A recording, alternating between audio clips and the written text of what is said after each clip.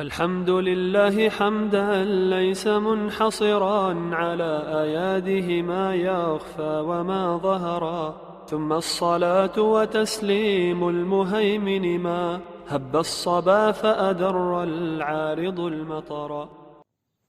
بسم الله والحمد لله والصلاة والسلام على رسول الله وعلى آله وصحبه ومن اتبع هداه أما بعد. Mes frères et sœurs, assalamu alaikum wa rahmatullahi wa barakatuh. Les savants disent que le rang d'un savoir, le rang d'une science et son mérite est en fonction du rang de ce qui est étudié, de ce qui est appris. Alors que dire de la science des noms et attributs d'Allah subhanahu wa ta'ala? Que dire de la science des noms et attributs du plus grand, du créateur, du Seigneur de l'univers, Allah subhanahu wa ta'ala? Ibn al-Arabi rahimahullah, il dit dans Ahkam al-Qur'an, il dit la grandeur de la science est en fonction de la grandeur et du mérite de ce qui est étudié. Et la connaissance d'Al-Bari, du Créateur, est le plus grand, le plus méritoire des savoirs. De ce fait, la science de ses noms est la plus honorable des sciences.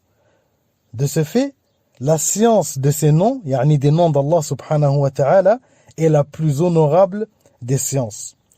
Et l'imam Ibn al-Qayyim rahimahullah, il dit, et il ne fait aucun doute que la science des noms d'Allah et ses attributs fait partie des plus honorables sciences religieuses, des objectifs les plus éminents et vertueux, des buts visés les plus majestueux, du fait de sa corrélation au plus méritoire et honorable des savoirs, qui n'est autre que la connaissance d'Allah. La connaissance d'Allah et la science de ses noms, ses attributs et ses actes sont les sciences religieuses les plus majestueuses. La connaissance d'Allah et la science de ses noms, ses attributs et ses actes sont les sciences religieuses les plus majestueuses. Subhanallah. Et Allah subhanahu wa ta'ala nous dit dans le Coran, إنما يخشى الله من عباده العلماء. Parmi ses serviteurs, seuls les savants craignent Allah. Subhanallah. L'imam Ibn Kathir, rahimahullah, il nous dit dans son tafsir en commentaire à ce verset, c'est-à-dire que ceux qui le craignent véritablement, comme il doit être craint, sont les savants qui connaissent Allah. Car plus la personne aura une connaissance complète et une science parfaite du majestueux, de celui qui est capable de toutes choses, de celui qui possède les attributs de perfection et les noms les plus sublimes, plus sa crainte envers lui sera grande. Subhanallah. Je vais répéter ce passage.